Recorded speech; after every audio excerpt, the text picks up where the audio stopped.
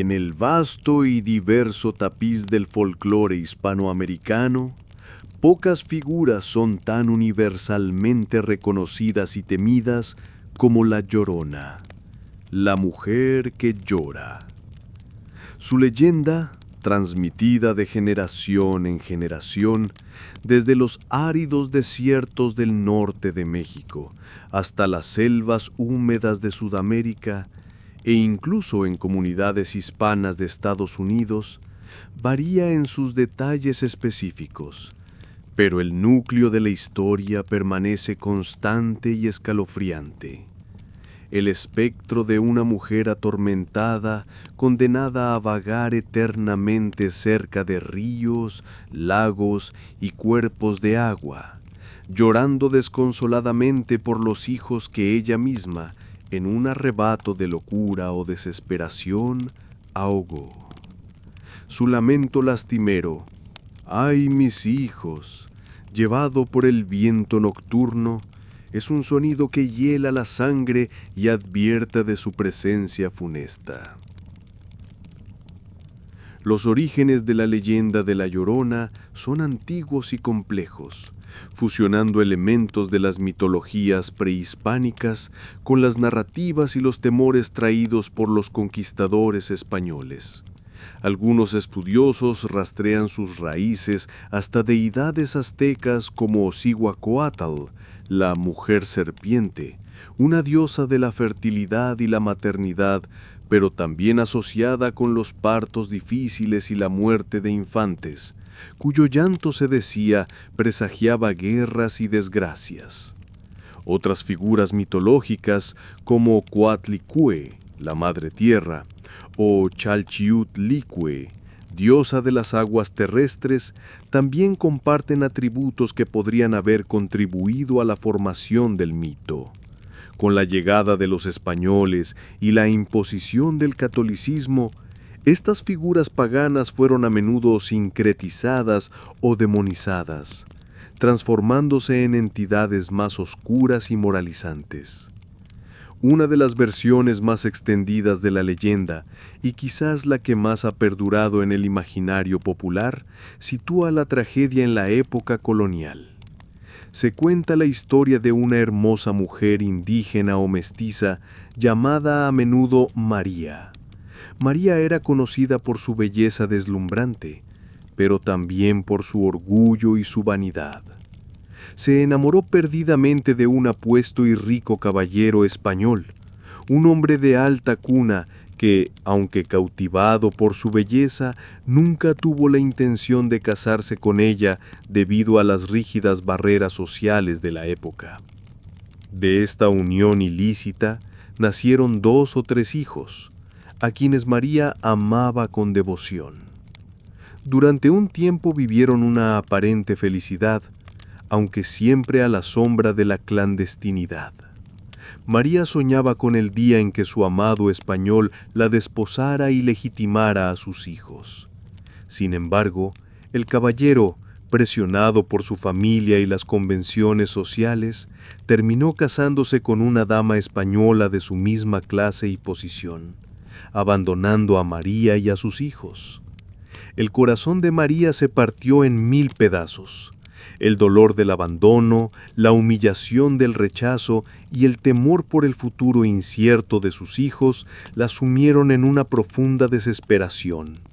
Consumida por la ira, los celos y una locura creciente, en un acto de venganza irracional contra el hombre que la había despreciado, o quizás en un intento desesperado para liberarse de la carga que sus hijos ahora representaban para ella, cometió el acto más atroz que una madre puede imaginar. Llevó a sus pequeños a la orilla de un río cercano y en un arrebato de demencia los ahogó en las aguas oscuras y turbulentas. Apenas hubo cometido el infanticidio, la cordura regresó a María con la fuerza de un rayo. Al ver los cuerpos inertes de sus amados hijos flotando en el agua, comprendió la magnitud de su crimen. Un grito desgarrador brotó de su garganta, un lamento de dolor y arrepentimiento que, según la leyenda, nunca cesaría. Se dice que vagó por las orillas del río durante días y noches, llorando y llamando a sus hijos, su mente destrozada por la culpa. Finalmente, incapaz de soportar el peso de su pecado, María se quitó la vida, ahogándose en el mismo río donde había acabado con la de sus hijos, o muriendo de pena y consunción en sus orillas. Pero la muerte no le trajo la paz. Su alma, manchada por un crimen tan horrendo, fue rechazada en las puertas del cielo. Se le negó el descanso eterno hasta que encontrara las almas de sus hijos perdidos. Y así, el espíritu de María, ahora conocido como la Llorona, quedó condenado a vagar por la eternidad entre el mundo de los vivos y el de los muertos. Desde entonces, se dice que la Llorona aparece en las noches oscuras y solitarias, especialmente cerca de ríos, lagos, canales o cualquier cuerpo de agua. Se la describe como una figura alta y esbelta, vestida con un largo camisón o mortaja blanca, su rostro a menudo oculto por un velo o por su largo cabello negro y desgreñado.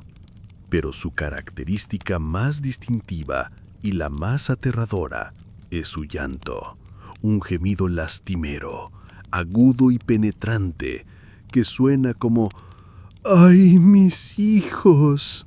¿Dónde están mis hijos?». Un lamento que parece llevar consigo todo el dolor y la desesperación del mundo, capaz de helar la médula de quien lo escucha.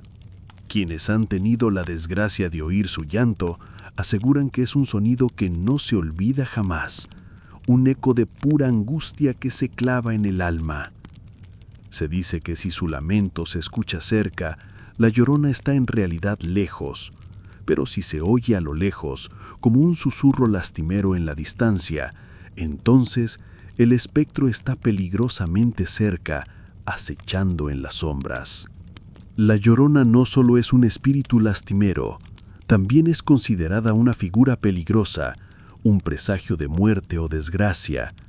Se cuenta que si alguien, especialmente un niño, se acerca demasiado al lugar donde ella llora, o si los niños desobedecen a sus padres y vagan solos por la noche cerca del agua, la Llorona, en su eterna confusión y dolor, podría confundirlos con sus propios hijos perdidos y llevárselos consigo a una tumba acuática.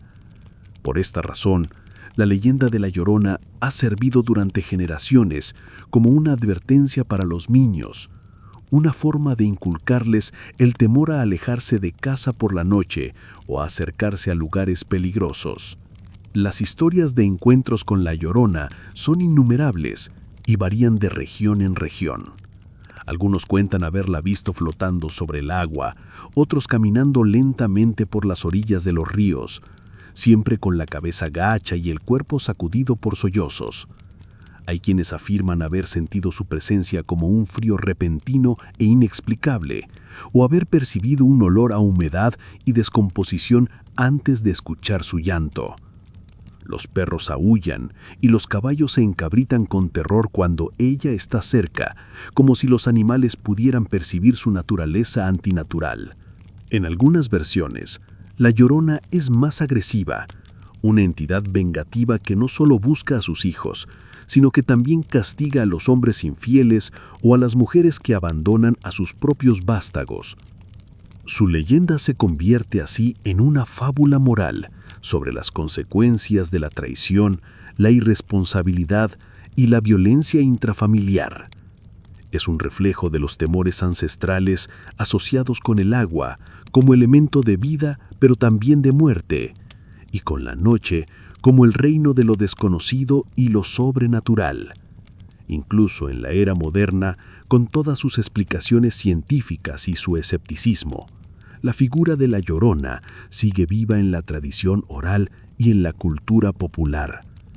Su llanto continúa resonando en la imaginación colectiva, un eco persistente de una tragedia antigua, un recordatorio de que hay dolores tan profundos que ni siquiera la muerte puede acallar, y que algunas almas están condenadas a vagar eternamente buscando una redención que quizás nunca llegará. Así que, si alguna vez, en la quietud de una noche oscura, escuchan un lamento lejano cerca de un río o un lago, un llanto que parezca llevar consigo todo el pesar del mundo, quizás sea prudente no investigar demasiado. Podría ser simplemente el viento entre los juncos, o podría ser ella, la Llorona, buscando a sus hijos en la eternidad de su desconsuelo.